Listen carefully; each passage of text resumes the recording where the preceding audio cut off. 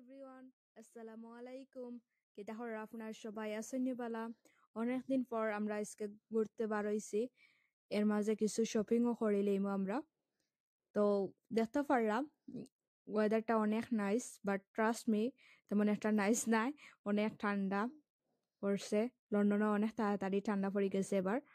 দেখতে পারা গাছের পাতা হলুদ হয়ে গেছে, কতদিন বাদে গাছের পাতাও জড়িয়ে যাইব। এটাই লন্ডনের সৌন্দর্য।